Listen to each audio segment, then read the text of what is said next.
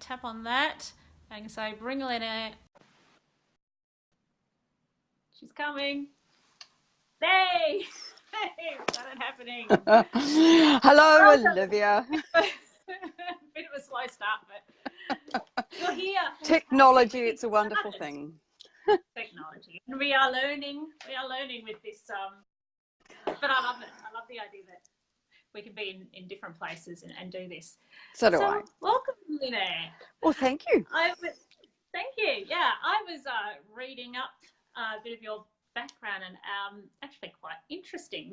You've worked in the media for quite a while and you have interviewed lots of public figures, and can you tell us a bit about your background? Sure. I started out as a journalist back in the days where it wasn't terribly common for women to be journalists or to work in radio. And so I was very fortunate indeed to have an opportunity to work in radio, both in New Zealand and even in Australia. I worked at 2GB in Sydney for a time as well. And one of the really interesting things about working in the media and as a journalist is, as you say, getting to talk to some really fascinating people that you wouldn't normally cross paths with on a daily basis, and get to ask them sometimes very silly questions, stupid questions, basic questions, because as a journalist you don't have to be knowledgeable in everything. And so yes, I've interviewed prime ministers, celebrities, rock stars, all kinds of fascinating people, and got an insight into their lives. Being a journalist is a really interesting choice of occupation, I think.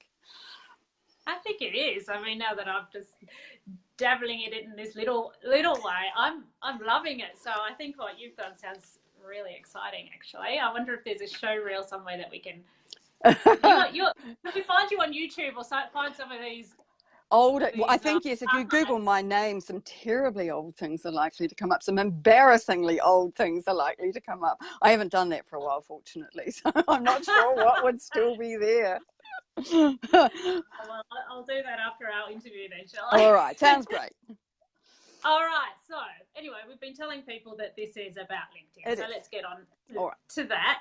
And I've had quite a number of people excited that you'll be talking because they've had dealings with you and you have come highly recommended. So let's get into why should business professionals be taking note of and using LinkedIn as part of their marketing? Right. I think the first thing is that it's no surprise that social media has now got a real link in with the business community. But the problem has always been that social media has been seen as something that's personal, that we do in our own free time. And so there hasn't been a great deal of kind of dovetailing between social media and business. That changed with Facebook business pages. And people often in their own businesses had a Facebook business page. But where that all went belly up was at the beginning of this year, when Facebook decided to stop putting posts from business pages into personal news feeds. And that meant that most people with small businesses no longer had a really good, strong Facebook presence. So where do you go? You go to the professional social media, and that is, of course, LinkedIn. And it is getting bigger and bigger all the time. So I think there are 4 key reasons why people who have their own businesses should be using LinkedIn as part of their marketing strategy. So the first one is that if you want to be seen as a leader in your field, the go-to person in your industry, Olivia, then being on LinkedIn is a really good place to be, because you can showcase your expertise.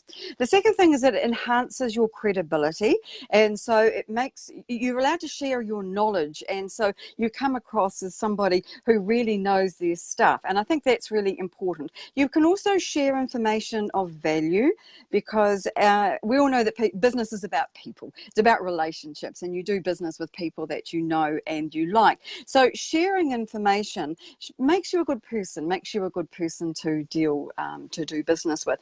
And I think that those relationships can really begin to develop on LinkedIn. Look at us, here we are today, virtue of LinkedIn, having this chat. So I think that giving knowledge, giving value to others, and also being able to get something back in terms of business leads is why people should be on LinkedIn.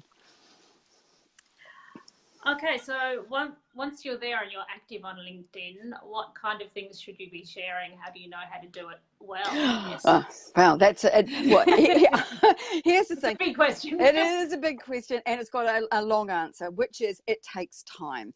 Like anything, any new skill that you're going to master, it does take time and it takes practice. And it's a bit like writing. If you want to be a good writer, you have to write every day. Practice, practice, practice. And it's the same with LinkedIn, because it's such a sophisticated platform these days. There is an awful lot to learn about how to do it. But I think there are some critical things. Firstly, your profile has to be a really good one. LinkedIn has different ranks for profiles, and yours needs to be all star, which means to be completed. It means it needs to have a good photo, a good summary, and you need to be active on LinkedIn. I think too that you need to be doing some things like there are 3 specific things that I think are important, and one is your headline. You need to write a headline that is eye-catching, because now headlines appear on people's phones and on their laptops, of course, but they can be displayed in different ways. So how you write your headline and the words that you use in your headline are very important. And I found out recently too that location is important. So when you're filling in your profile, to have a think about what your location is, not exactly where you are, because that's obvious to you, but where you are expecting your business to come from. So for example, if you have your business in an outer suburb of a city, but most of your business comes from an inner suburb of the city, then that is the postcode you should have on your LinkedIn profile. Who knew? That's a really interesting one. And the other thing that has had bad press up until recently, and this is shown now to being more important, and that is skills. Used to be that people thought that skills were something that really didn't matter terribly much, but now it's shown that if you have a good list of skills, those skills will be helping people in searches. So for example, I'm a copywriter. So if I have copywriting as a skill, and it's been endorsed by people amongst my skills, and somebody is searching for a copywriter, then I'm more likely to come up in those searches because I've got that particular skill listed amongst my others. And also I think you need to have as many skills as possible. I think you can have up to 40, maybe even 50. So make sure you use those and use those wisely. Okay, so make sure you don't miss anything out. Anything that obviously would be relevant. Well, that's right. Yes. That you want to be found for. Well, exactly. Okay. Yes, and the things you want to be known for. Absolutely. And so there's actual ranking. The LinkedIn, the way it's set up, it will actually show you if your profile is properly complete. Yes, and you can see that on your dashboard, on your homepage, and you can look and see who's searched for you, how many people have viewed your profile, all those different kinds of metrics that are quite important for you to know whether what you're doing on LinkedIn is actually working, because you don't want to be putting lots of work into it and finding that you're not getting the results that you want, because what would be the point? We're in business to make money. And so to make money, you have to have people see what you're doing, and you have to be active on the platform. I think a lot of people treat LinkedIn a bit like it's a website. They write it, they put it up there, and then they forget about it. But in actual fact, LinkedIn is something you need to be on every day. Right. Okay. So you're active on there every day, and you want to make sure, I guess, that the right people are seeing you. So how do you make sure you connect with the people that are appropriate? Right. LinkedIn has a really good search function, and it allows you to search by your target market. So that might be in a particular industry, for example. If you are wanting to target the insurance industry, for instance, then you can put that in as a keyword, and everybody who fits into the criteria that you put in, it might be the size of the company, it might be the kind of person in the company, you might be looking for the marketing manager, for example. If you put those things into the search, then those people will come up. And you can even also search by geography, so particular cities or areas. And that will then come up with a big list, hopefully, of people who are your targets. So from there, once you know who you want to search, who you've got as potential targets, you need to look at their profile, Olivia, because there are a lot of people who are on LinkedIn who aren't active. And so connecting to them may or may not be as useful to you as you might might think. So choose people who are active on LinkedIn, who've got a good number of connections, and people that you can see who could well respond positively to an approach from you. And when it comes to an approach, you don't want to be sending that default message. I get that a lot still. I don't send them myself. I always send a personalized message because I think that's really important, and it has a big bearing on the number of people who say yes, because I'm often connecting to people who don't know me personally, and that is okay nowadays. It wasn't originally. LinkedIn has now said that's okay to connect to anybody and everybody that you want to, but it's sending a personalized message that somehow connects you to that person is a really good idea. For example, I've been connecting to a few people who are in your Facebook group who might be watching this, and I sent that as a personalised message mentioning you by name, and so automatically then coming up with a connection. So that then inspires people to say yes, because I'm not just out of the blue. I'm not just could be anybody. All right, so that's probably partially already answering my next question. If you do message people, techniques to make in how to message them and not be spammy, not be annoying. And I did a really interesting exercise on this recently because I wanted to find out the answer to this exact same question. And so I found, though, that it depends on the person that you ask, and everybody has a different opinion on this, but what it does need to be is your connection invite needs to be relevant to them, and one way you can do that is to ask a question. And for example, I've been recently connecting to various BNI members around New Zealand, and I've asked them as part of my invitation how long they've been in BNI, because then that automatically starts that connection happening. They want to answer. That's interesting. Instead of just bombarding them with information, you actually are approaching with a question, and then you're opening up. Not everybody will respond, Olivia, and that's human nature, isn't it? But those that do, then you can begin a conversation with them. That might go further, it might not. But in the case of that particular example, it netted me quite a number of invitations to attend events, which was really nice. And so once you started a conversation with somebody, often you can continue it in a different way. You don't want to be very salesy. I don't, for example, ask to connect to somebody and then tell them all about what I do, because I don't think that works. LinkedIn is still about people and about relationships. So it's important to establish a relationship with somebody first to find out what they need. It's like in any sales situation. You don't just walk into somebody in a cold situation and say, hey, here's what I do. Would you like to buy some? It's all about finding out what they need and what their problems are, and then coming up with a solution that may or may not work. So I wouldn't describe LinkedIn as one of those really terribly sales-oriented techniques for getting in there and marketing. It's much more of a relaxed content marketing sort of a strategy that I think works the best. Okay. So when connecting with someone you don't know, what is the most important thing to do? I think the most important thing to do is to choose something from their profile that is relevant to them and to you, and ask them about it. For example, if my profile said that I was into sports, it doesn't, but if it did, and your profile said you were into sports, which it may, then I would probably ask a question around that, because then that's establishing that personal relationship. And once you've got a personal relationship established, it's a lot easier to move that onto the next step. So looking at people's profiles before you connect to them is a really good thing to do. I know it takes time. That's the issue. And you don't want to be bombarding loads of people with lots of connection requests all the time. You want to be able to, it's little and often, I think, with LinkedIn that makes the relationships important. So having big numbers of connections is great, but you want those connections to be targeted, to be people that you really want to be connected to. That's a clever tip. Okay, and can you see all those features? You're saying to look at the profile. Can you see all of those on a free version, or do you think you need to I was wondering about whether you need a premium version, and there's a few different premium versions. There's a recruitment version, and which I don't know very much about. There's Sales Navigator, which I use, which is a paid platform, and then there's premium. Now, I think it depends a lot on what you want to use LinkedIn for and how much you are using LinkedIn.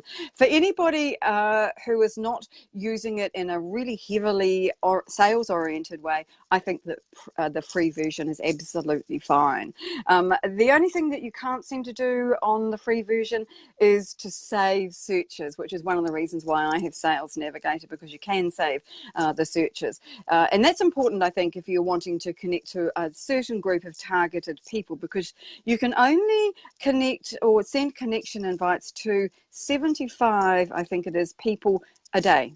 It's a lot, actually. But if you were to be free version or the well, which version is that? Sorry? On any version, actually. On any version. So having a paid version doesn't make any difference. Busy doing that.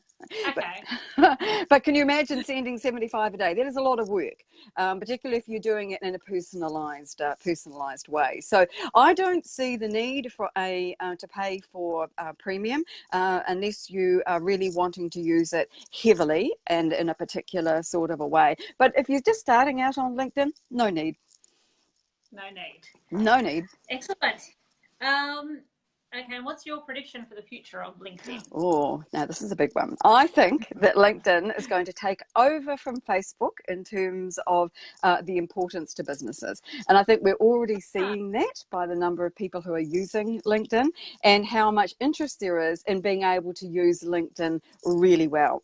And because Facebook has moved back and out of the business space, that allows LinkedIn to come in and really do a good job. Of course, it is now owned by Microsoft, so that might have some bearing on it too, and the things that they can do, the different options. Because while we've got video on LinkedIn, you'll notice that we are conducting this interview on Facebook because there is no LinkedIn live video as yet. So that's the kind of thing that I think that LinkedIn will put into play as time goes on, and we'll see a lot more video on LinkedIn, is my guess. Well, I already notice a lot of videos there, but yes, there's a lot of restriction of not being able to do something like this there, and surely that's going to happen very soon.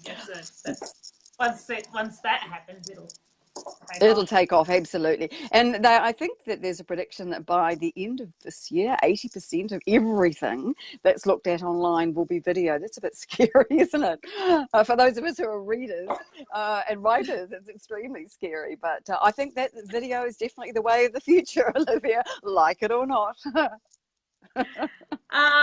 So if I want to use LinkedIn more strategically rather than ad hoc, what should I do? I think you need to develop a strategy. It's like anything, that if you just go at it like a bull at a gate and try to do everything all at once, then that scattergun approach won't work. So you need to decide exactly what it is that you want to achieve. So start from your objective and then work backwards from there. So it's like anything in a marketing or business plan. You need to sit down, work out what it is that you want to achieve, how you're going to do it, and work backwards from your objectives. Now, I think that one of the critical things for using LinkedIn really well is being active on the platform by putting up your own unique posts. Now, that might be videos, as we've just talked about, or it could be written text posts, could be a combination. But it's all about adding value in a non-salesy way. So it's about not promoting your business all the time, but adding value, talking about how you do your work, what kind of things that you do, what you're good at, and providing information to people, that what I call value added. And if you have a strategy that includes that, I think that when you work on LinkedIn and start to gain traction with more connections and being engaged with people, then you will you'll really start to make it work for you. But it does take time and it takes concentrated effort. So even if you were to spend, say, 10, 15 minutes on LinkedIn each day, you would very quickly start to see things happening for you, because you can start to engage with other people's posts and they will start to engage with yours. Does it matter when you do it? Time of day? Yes. Yes, it does. And it matters the day you do it too.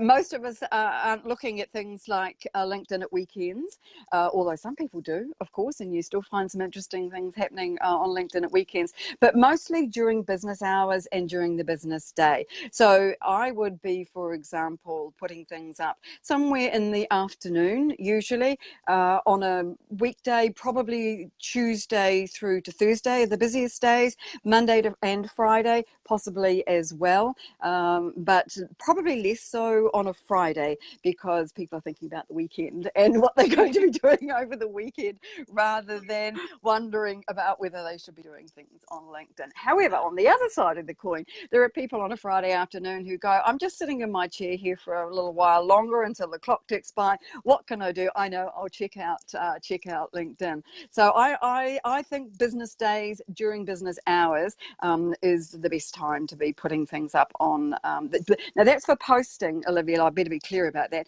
If you want to engage with other people's posts on LinkedIn, I don't think it matters what time you do that, and it certainly doesn't matter what time you send connection invites, because they go through the messaging system, and so they will just be picked up by somebody when they see it in their email inbox or in their messaging on LinkedIn when they're there next time. Yeah. So any time for those. Okay. Now, just before we wrap up, I wanted to check. I don't know if people have been asking questions. I've had a bit of a technical issue since I was trying to add you when we started, and I went into this screen and it's still flashing up at the invite friends, and I haven't wanted to press anything in case I lost you. So if any questions have come up, I can't see them. So are you able to see if there's any questions there? If no, not, all I can see is you and I. So if anyone has any questions, are you happy to just reply to their comments? Absolutely. Yeah. And I'm also happy to connect to anybody from the SEMBA group. So please do send me an invite if you haven't already done so. And you can just find me by either looking up Word Wizard or by just typing my name, which is a bit of a tricky one, which is why Word Wizard is sometimes a whole bunch better to be typing. And I might just make this wee point about that, Olivia, which has reminded me about hashtags. People use hashtags on Twitter a lot, but it's also really important on LinkedIn, particularly in terms of posting. If you put your business name with a hashtag alongside it at the end of your post, that means anybody can search for you and your posts and any other activity that you've put up on LinkedIn via a hashtag from within LinkedIn. And I think that's really cool. So it's kind of like a mini search engine inside. And you can do that for anything else too.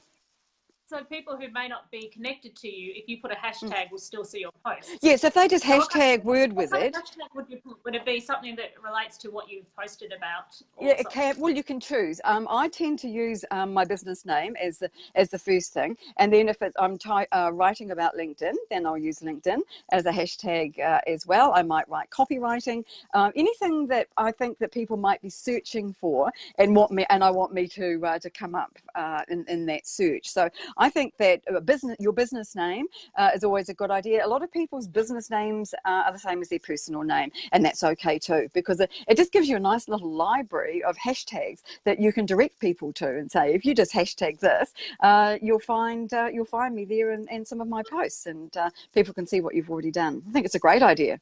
I'm using it a lot more. That's actually reminded me. I tend to post on LinkedIn myself as me, and the page we've got for Office National Dandenong or Office Way is just a static page. I don't really. So my feeling is that it's person to person. So I should post as myself, and the page pretty much just sits there with. And that's how I treat it too. I think the reason for that, Olivia, is that business page posts don't show up in news feeds. Like group posts don't show up in news feeds anymore either, although they might be changing that. They're doing some work on groups at the moment. So I think you're right. It's all about you and I talking together, and so it's about people, and that's why putting things in your personal feed rather than your business feed feed is a much better idea. Although if you're a bigger company and you've got lots of employees, you do need to have an up-to-date business page, that's for certain, and you need to be putting posts on there. But I don't think that you'll get anything like the traction that you would putting a post up in your own personal feed. Okay. Or maybe you could put it on the business page and then share it personally. Yes, you can. Absolutely, you can. And that's a really good way to use articles as well. You know that articles don't get anything like the traction that posts do. If you put up an article a nice long one, because you're a bit constrained with how much you can type in an ordinary post, but if you put up a nice long article, then you can actually take pieces out of it or write a post about that article. And that would be the same thing with your business page. If you put something on your business page, write a post about it and direct people to that and to that link. I think that's a really good idea. You know, that's not something I've tried. I think I might steal that idea. Thank you. Well, I think that's been really interesting, and I think I've gone a little bit longer than I intended because I was so interested and wanted to ask questions, but better not let it go too long. So I probably should wrap up. Is there anything you have to say that you'd like to let people know before? Sure. I would like just people to know about a program that I run called Connect Me, which helps people with their LinkedIn marketing strategies. It's a 12-week program, and what it does is it helps people get connected to their target market. It uploads unique posts to their particular profile and also gets engagement on those posts, because that's the thing. When you put up a post, you want people to see it. And so I've got a technique that I use for making sure that people's posts do get seen by the widest number of people possible. So if you're interested in looking at that, that's called Connect Me. Then if you go to supersizeYourSales.com, as in just supersizeYourSales.com, and look under services, you'll see a LinkedIn marketing program there, and that will give you a bit of detail about it. And if you'd like to talk to me about that, I'm very happy to answer any questions on LinkedIn or on Facebook. Okay. All right, well, we'll leave it at that. Thank you so much, Lynette, for joining us today, and thank you everyone that's watching. So we'll leave any information in the comments of how to get in touch, and leave any questions you have, and have a great day and a great weekend. Thank you, Olivia. It's been lovely chatting. Thanks. Bye. Bye.